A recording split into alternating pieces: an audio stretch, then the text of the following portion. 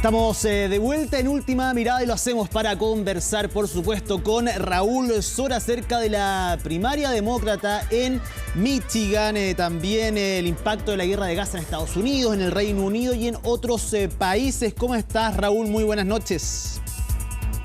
Hola, Hugo, ¿qué tal? Bueno, la situación ahora ha pasado a tomar cierto protagonismo porque en Michigan un sector importante de la comunidad árabe residente en Estados Unidos y de estadounidenses descendientes de árabe plantearon un voto específico que exigía que se llamara a un cese al fuego. Y en esta política lograron un porcentaje suficientemente importante de votos como para que el tema de la guerra en Gaza se transforme en un tema doméstico estadounidense y que esto se abra a un debate. Michigan es uno de los estados que tiene una de las principales comunidades árabe musulmanas, y la mayoría de ellos no son musulmanes. Aproximadamente de la comunidad árabe residente, más del 60% son cristianos y un 30% son musulmanes. Pero eso, digamos, hay una identificación con Palestina y específicamente con lo que está ocurriendo en Gaza, y esto ha llevado a una movilización en la cual la propuesta era votar, por así decirlo, en blanco o votar simplemente sin identificar al candidato. Es decir, esto es un mecanismo de presión para la campaña de Biden que en las semanas, días anteriores al voto trató de contrarrestar la presión y señalar que su gobierno había ejercido influencia para que se llamara a un cese al fuego y que se consideraran una serie de medidas humanitarias para favorecer la situación en la Franja de Gaza, donde, como sabemos, ya estamos en el quinto mes de una ofensiva que ha sido muy violenta y que ha causado aproximadamente 30.000 muertes. Y la mayoría de estas muertes han sido menores de edad y mujeres. De manera que hay una presión humanitaria muy fuerte, y ahí vemos justamente en la imagen no comprometido, es decir, están presionando a Joe Biden para que intervenga con más fuerza. Él ha hecho algunas declaraciones, pero en la práctica ha brindado un respaldo sólido a Israel, en particular en los votos en Naciones Unidas, donde se ha tratado de los países que se oponen a la forma en que se lleva la guerra o a la intervención israelí en la Franja de Gaza, están tratando de conseguir una declaración de cese al fuego. Y bueno, había algunas esperanzas de que esto pudiera ocurrir en un plazo relativamente breve, pero como lo hemos comentado antes, esto que aparece aplazado, pero la situación es muy fluida, y el hecho de que esto se esté transformando, esta situación en la Franja de Gaza, se esté transformando en un tema doméstico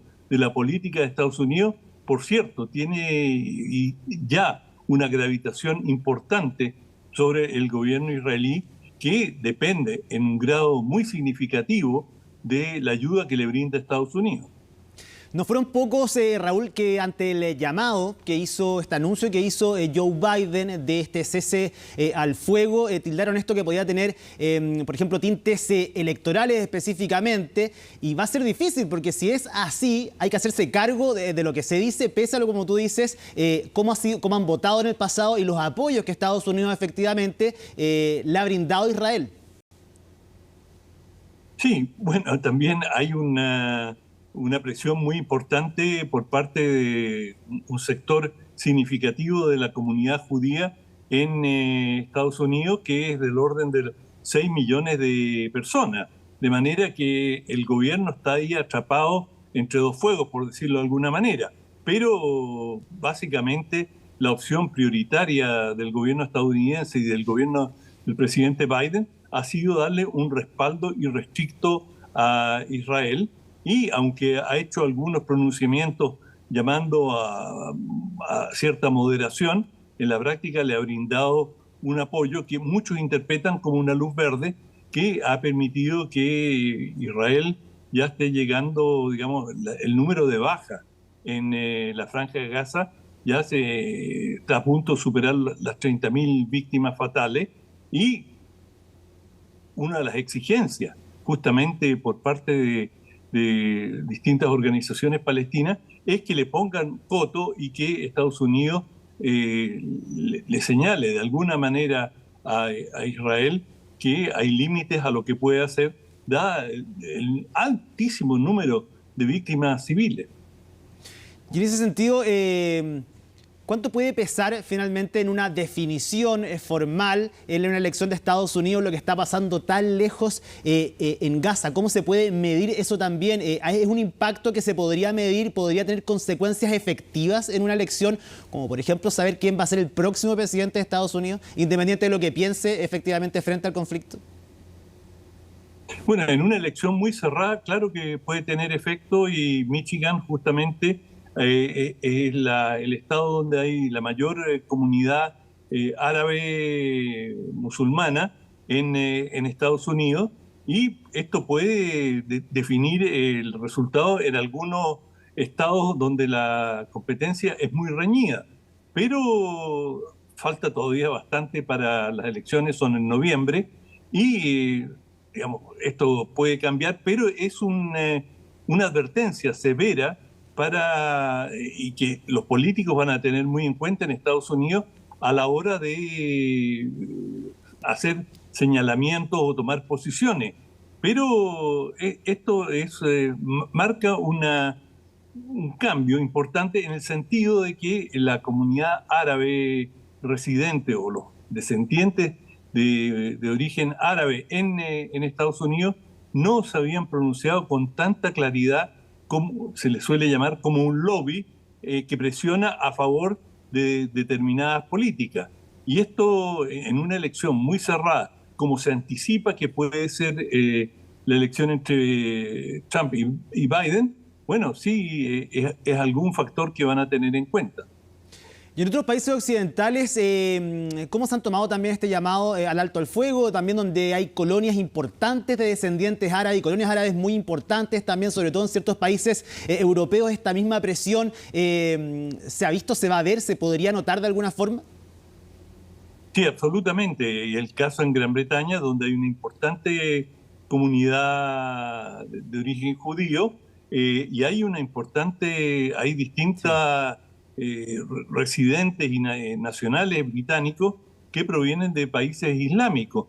De manera que sí, Gran Bretaña es un factor, y Gran Bretaña ha tomado cierta distancia o una posición más neutral que Estados Unidos. Estados Unidos le ha dado un respaldo casi irrestricto a Israel, y en gran medida Israel es un aliado directo en la política estadounidense en el Medio Oriente de cara, por ejemplo, a Egipto, a Arabia Saudita, y en general, en muchos casos, Israel ha sido el brazo armado de Estados Unidos en varias crisis en el Medio Oriente. Ahora, en este momento la situación es bastante compleja porque quizás el aliado más próximo de Estados Unidos es Arabia Saudita, y con Arabia Saudita Estados Unidos tiene una relación pero muy, muy estrecha. Es decir, Arabia Saudita obtiene el grueso de su armamento, el respaldo militar. Probablemente Arabia Saudita no podría haber subsistido como un país independiente sin el respaldo de Estados Unidos. Esto lo digo porque es hasta tal punto que varios gobiernos estadounidenses hicieron declaraciones que consideraban la estabilidad de Arabia Saudita, dicho sea de paso, uno de los principales productores de petróleo del mundo, y esa es la razón, más que consideraciones geopolíticas, digamos, de tipo de alianza militar, sino que es asegurar el abastecimiento de petróleo y el impacto que solía tener el petróleo en la economía mundial, bueno, Estados Unidos lo transformó directamente en un motivo bélico, es decir, si alguien atacaba o de alguna manera desestabilizaba a Arabia Saudita, Estados Unidos lo proclamó como doctrina militar en varios de sus documentos a lo largo de diversos gobiernos, que estaba dispuesta a intervenir militarmente en defensa de la autonomía o de la alianza con Arabia Saudita. Eso te da una idea de cuán clave, de cuán estratégico es esa región. Israel era uno de los elementos que garantizaban la estabilidad y la seguridad de Arabia Saudita, como la de otros gobiernos. En algún momento Israel intervino en Jordania para mantener a la monarquía en el poder, que de otra manera hubiese sido destituida. De manera que Israel ha sido una pieza clave para la política estadounidense en el Medio Oriente. Raúl, quiero que volvamos al tema del Reino Unido porque ¿cómo se mide el impacto finalmente de estos 5 meses de este conflicto entre Israel y Palestina, teniendo en cuenta, como tú decías, las grandes colonias que hay de árabes y de judíos también en el Reino Unido, donde incluso en las últimas horas han tenido que intensificar la seguridad, por ejemplo, de los parlamentarios ante distintas amenazas? También está fuerte ese tema, específicamente el tema de la seguridad en el Reino Unido ante estas posibilidades de amenaza a los parlamentarios. Sí, y te digo, en Gran Bretaña sin duda, pero Gran Bretaña en términos de seguridad es una isla, lo que la pone a salvo o le permite controlar con mayor facilidad, digamos, distintos movimientos políticos que pudieran resultar subversivos para la autoridad. Es más difícil controlar la situación en Europa continental, por así decirlo, en la cual también en Francia hay una comunidad muy importante, sí, una comunidad de origen árabe mucho más importante todavía que en Gran Bretaña. En Gran Bretaña muchos de los musulmanes provienen de Pakistán. Yo diría que la mayoría de, digamos, los musulmanes británicos son de origen pakistaní, pero en el caso de Francia, bueno, Francia tiene toda la herencia de Argelia y de la colonización que realizó Francia en el norte de África. Por lo tanto, es un tema mucho más delicado en Francia de lo que es en Gran Bretaña. También en España es un tema bastante álgido, donde hay una gran inmigración, especialmente de marroquíes.